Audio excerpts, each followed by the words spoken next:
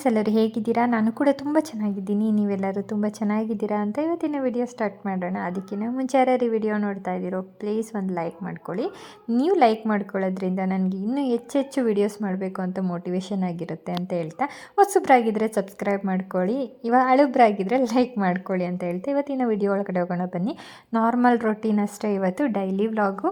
ತುಂಬ ಜನ ಕೇಳ್ತಾ ಇದ್ದೀರಾ ಡೈಲಿ ವ್ಲಾಗ್ ಹಾಕಿ ಅಂತ. ನಂದು ಡೈಲಿ ವ್ಲಾಗ್ ಬಂದು ಒಂದೇ ಲೆವೆಲಲ್ಲೇ ಇರುತ್ತೆ, ಏನು ಏರುಪೇರು ಇರಲ್ಲ. ನನಗೆ ಎಷ್ಟಾಗುತ್ತೋ ಅಂದರೆ ನಿಮಗೆ ಬೋರ್ ಆಗದಿರೋ ಅಷ್ಟು ವೀಡಿಯೋನ ನಾನು ಹಾಕೋದಕ್ಕೆ ಟ್ರೈ ಮಾಡ್ತೀನಿ.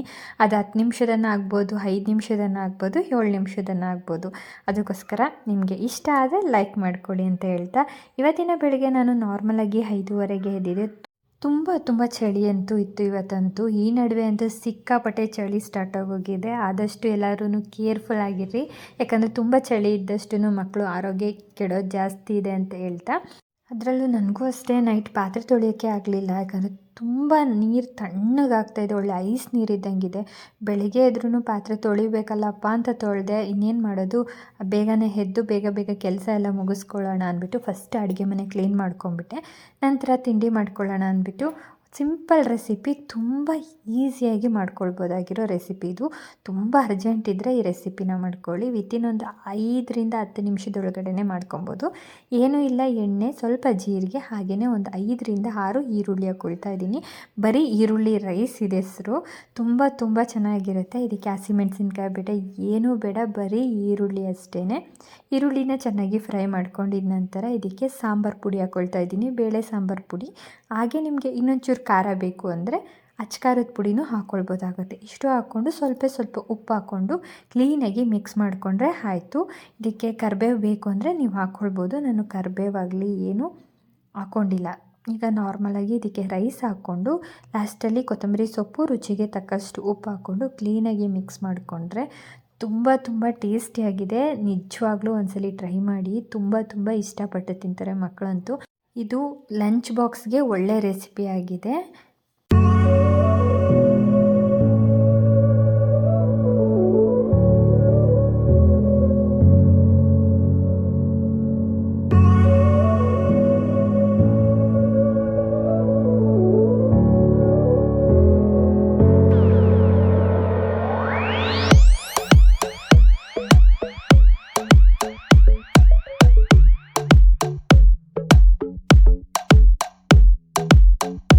ಹಾಗೆಯೇ ಸ್ವಲ್ಪ ಥಂಡಿ ಇರೋ ಕಾರಣಕ್ಕೆ ಇವತ್ತು ಸ್ಪೆಷಲ್ ಆಗಿರೋ ಟೀ ಮಾಡ್ಕೊಳ್ತಾ ಇದ್ದೀನಿ. ಏನಿಲ್ಲ, ಸ್ವಲ್ಪ ಶುಂಠಿ ತೊಗೊಂಡಿದ್ದೀನಿ, 1 ಇಂಚಷ್ಟು, ಇಬ್ಬರಿಗಾಗುವಷ್ಟು ಮಾಡ್ಕೊಳ್ತಾ ಇದ್ದೀನಿ ಅಷ್ಟೇ.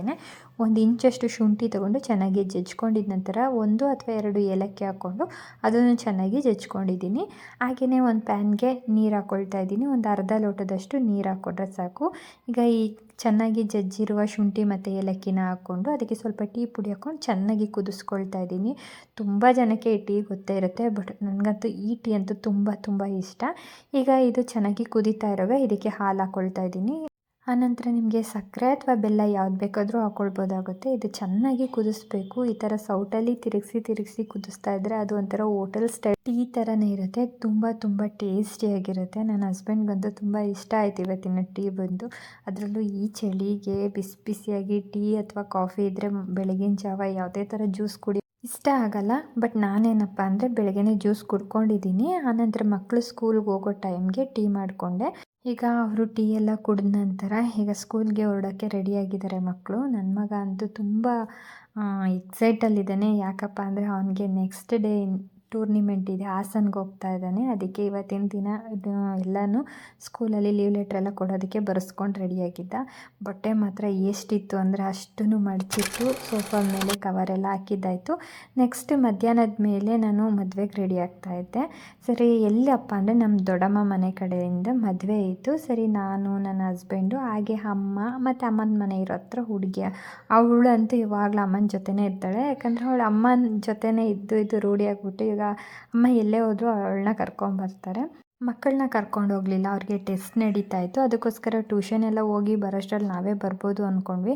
ಬಟ್ ನಾವು ಬಂದಿದ್ದೆ ಕರೆಕ್ಟಾಗಿ 1 ಗಂಟೆ ಆಗೋಯಿತು. ಏನೇ ನಾವು ಮನೆ ಬಿಟ್ಟೋಗ 4 ಗಂಟೆ ಆಗಿತ್ತು. ಬಟ್ ನಾವು ಅಲ್ಲಿ ಹೋಗಿ ಸೇರೋಷ್ಟೊತ್ತಿಗೆ 8:30. ಚಿಕ್ಕಬಳ್ಳಾಪುರ ಹೋಗೋಷ್ಟರಲ್ಲಿ ಸಾಕಾಗೋದು.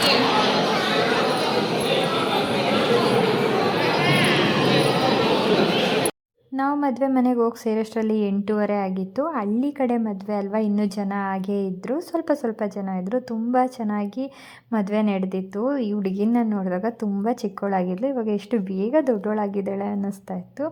ಹಾಗೆ ಇವಳು ಬಂದು ನನ್ನ ಅಕ್ಕನ ಮಗಳು. ಎಷ್ಟು ಚೆನ್ನಾಗಿ ಮಾತಾಡ್ತಾ ಇದ್ಲು ಅಂದರೆ ಅಷ್ಟು ಚೆನ್ನಾಗಿ. ಸರಿ, ಬಂಧುಗಳು ಸಿಕ್ಕಿದ ತಕ್ಷಣ ಎಷ್ಟು ಖುಷಿ ಆಗುತ್ತಲ್ಲ, ಎಷ್ಟೋ ದಿನಗಳಾಗೋಗಿದೆ ನೋಡಿ ಅನ್ನಂಗೆ ಆಗೋಗಿರುತ್ತೆ. ಇವರಂತೂ ನನ್ನ ಯೂಟ್ಯೂಬ್ ವಿಡಿಯೋಸ್ ನೋಡಿ ಯಾವಾಗಲೂ ಹೇಳ್ತಾ ಇರ್ತಾರೆ, ತುಂಬ ಚೆನ್ನಾಗಿ ಬರುತ್ತೆ ನಿಮ್ಮ ವಿಡಿಯೋಸ್ ಅಂತ. ಇವರು ಬಂದು ನಮ್ಮ ದೊಡ್ಡಮ್ಮ, ನಮ್ಮ ಅಮ್ಮವರ ಅಕ್ಕ. ನನ್ನ ಕೆಲಸಗಳೆಲ್ಲ ನನಗೆ ಹೇಳ್ಕೊಟ್ಟಿದ್ದು, ಹಿಂಗಿರಬೇಕು ಲೈಫಲ್ಲಿ ಅಂತ ಹೇಳ್ಕೊಟ್ಟಿದ್ದು ಇವರೇ, ನಮ್ಮ ದೊಡ್ಡಮ್ಮ. ತುಂಬ ಖುಷಿಯಾಗುತ್ತೆ ಇವ್ರು ನೋಡಿದಷ್ಟು. ನನಗೆ ಒಂಥರ ಅವ್ರ ಮುಂದೆ ಮಾತಾಡೋಕ್ಕೆ ಅಂದರೆ ಒಂಥರ ಖುಷಿನೇ ನಮಗೆ. ಅವ್ರನ್ನ ನೋಡ್ತಾ ಇದ್ದೀವಿ, ಅವ್ರ ಮನೆಗೆ ಹೋಗ್ಬೇಕು ಅಂದ್ರೇ ಒಂಥರ ಖುಷಿಯಾಗೋಗ್ಬಿಡುತ್ತೆ. ಹಾಗೆಯೇ ಇವತ್ತಿನ ಊಟ ಮಾತ್ರ ಎಷ್ಟು ಚೆನ್ನಾಗಿತ್ತು ಅಂದರೆ, ನನಗೆ ಯಾವುದೇ ದೊಡ್ಡ ಮದುವೆಗಳಿರುತ್ತಲ್ಲ ಅದಕ್ಕಿಂತ ನನಗೆ ಊಟ ಅಂತೂ ಸಿಕ್ಕಾಪಟ್ಟೆ ಚೆನ್ನಾಗಿತ್ತು. ಅದೇ ಹೇಳಲ್ವಾ, ಹಳ್ಳಿ ಊಟನೇ ಊಟ ಅಂದ್ಬಿಟ್ಟು.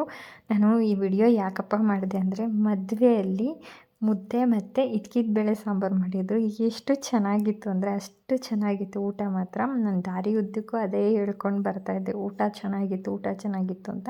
ಈ ಮದುವೆ ಅಲ್ಲ, ಬೇರೆ ಯಾವುದೇ ಮದುವೆ ಆಗಲಿ, ಊಟದಲ್ಲಿ ನಾವು ಒಂದು ಚೂರೂ ಚೆನ್ನಾಗಿಲ್ಲ ಅಂತ ಹೇಳೋಕ್ಕೆ ಹೋಗಬಾರ್ದು. ಯಾಕಪ್ಪ ಅಂದರೆ ಆ ಒಂದು ಊಟಕ್ಕೇ ಆ ತಂದೆ ಆದವನು ತನ್ನ ಜೀವನ ಪೂರ್ತಿ ಕಳೆದಿರ್ತಾನೆ ಮಗಳ ಮದುವೆ ಮಾಡಬೇಕು ಅಂತ. ಯಾವುದೇ ಮದುವೆಗೆ ಹೋದ್ರೂ ನಾವಂತೂ ಊಟ ಚೆನ್ನಾಗಿಲ್ಲ ಅಂತಲೂ ಹೇಳಲ್ಲ, ಎಷ್ಟು ಬೇಕೋ ಅಷ್ಟು ಹಾಕಿಸ್ಕೊಂಡು ತಿಂತೀವಿ.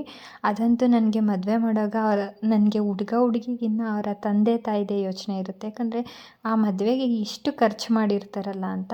ಸರಿ, ಊಟ ಎಲ್ಲ ಮುಗಿಸ್ಕೊಂಡು ಹೊರಟ್ವಿ. ಈ ವಿಡಿಯೋ ನಾನು ಇಲ್ಲಿಗೆ ಹೆಣ್ಣು ಮಾಡ್ತೀನಿ. ಮುಂದಕ್ಕೆ ವಿಡಿಯೋ ಎಲ್ಲ ಮನೆಗೆ ಹೋಗೋಷ್ಟರಲ್ಲಿ 11 ಗಂಟೆ 12 ಗಂಟೆ ಆಗೇ ಹೋಯಿತು. ಮತ್ತು ನೆಕ್ಸ್ಟ್ ಡೇ ವಿಡಿಯೋ ಕಂಟಿನ್ಯೂ ಮಾಡ್ತೀನಿ ಫ್ರೆಂಡ್ಸ್. ಅಲ್ಲಿವರೆಗೂ ಟೇಕ್ ಕೇರ್, ಬಾಯ್.